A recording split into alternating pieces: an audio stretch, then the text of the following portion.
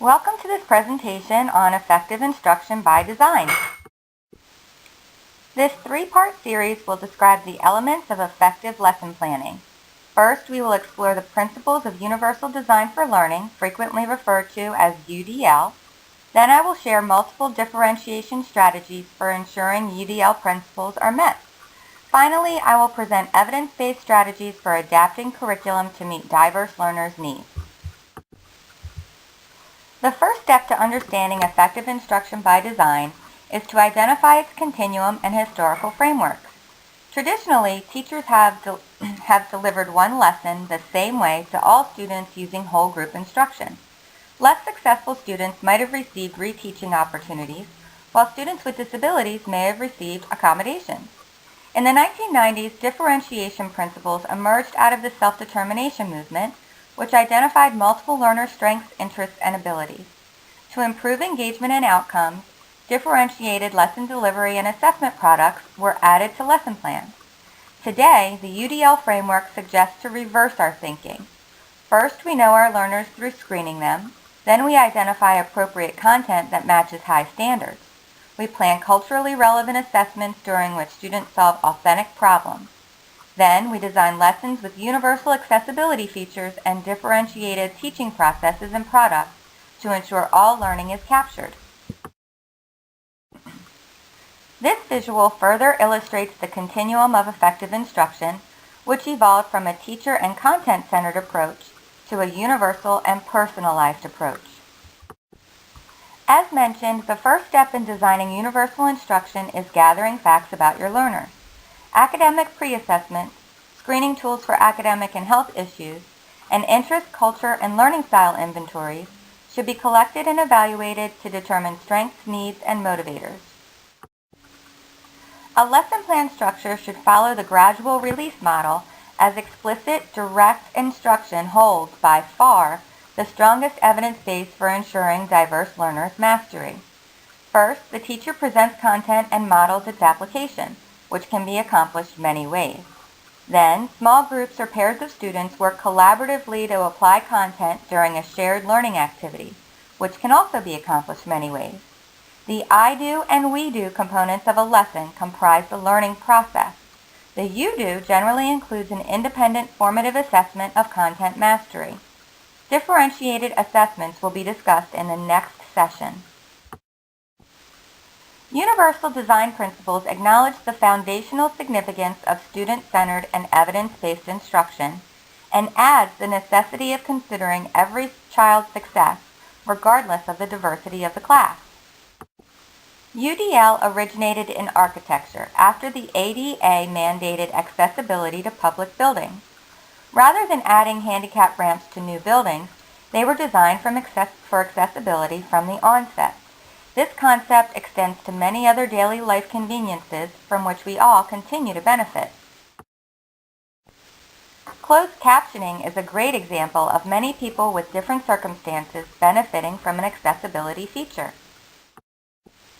When applied to learning and teaching, this means presenting material to students multiple ways, representation, providing opportunities for students to engage with material multiple ways, and providing multiple avenues for students to express their learning. Multiple means of representation requires broadening the traditional sage-on-the-stage teacher model during which students only hear instruction, or adding visual aids beyond a chalkboard, whiteboard, or PowerPoint presentation.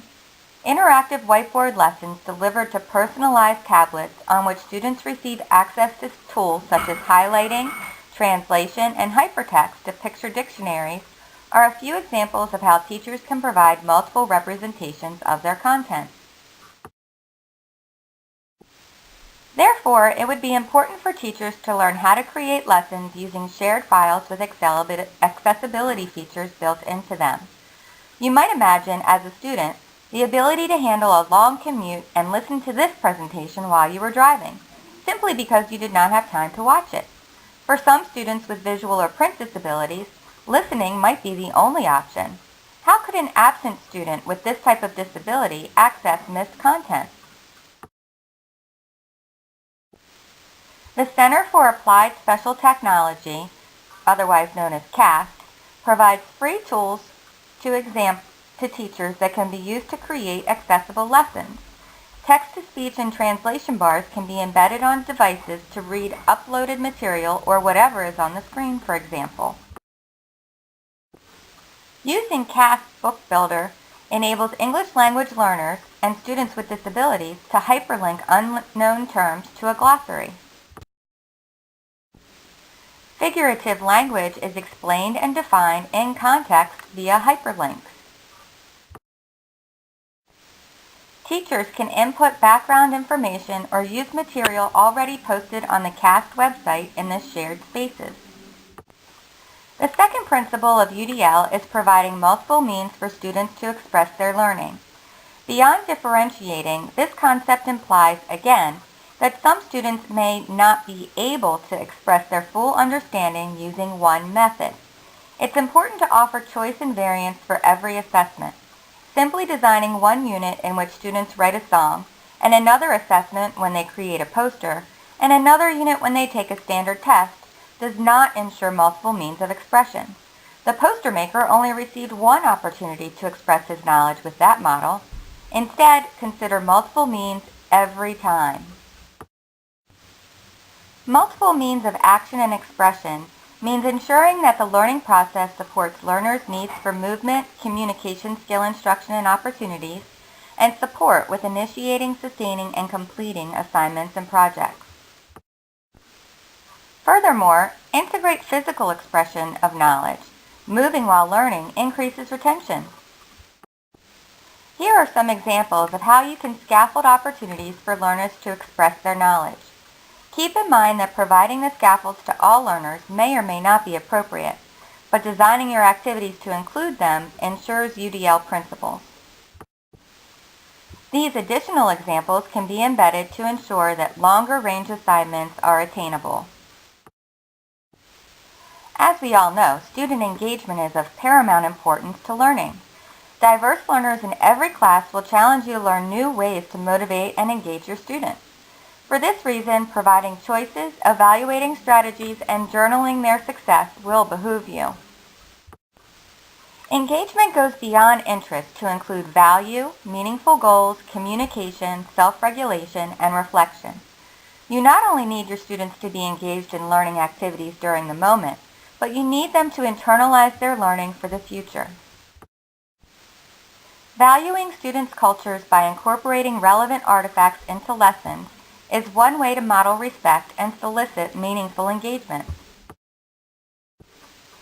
Charting and displaying student progress toward goals, such as learning sight words, math facts, completing homework, and achieving certain grades on assessments, can also improve engagement. Fostering discourse among students by explicitly teaching communication skills and prompting them through a rigorous discussion promotes engagement and positive relationships. Furthermore, modeling and prompting appropriate self-regulation skills while students complete group and independent activities translates to improved classroom climate and scholarly peer relationships grounded in learning together. These strategies facilitate the development of lifelong learners. More and more teachers promote portfolio development and student-led conferences. When students collect their work, reflect on it, and share it with others, they can obtain meaningful feedback from caring adults and peers. This process facilitates their identity formation as scholars. To summarize, it's important for teachers to plan units with their students in mind. Know your learners, know the elements of effective instruction, and develop lessons with many means for representing the content and assessing learning. Thank you.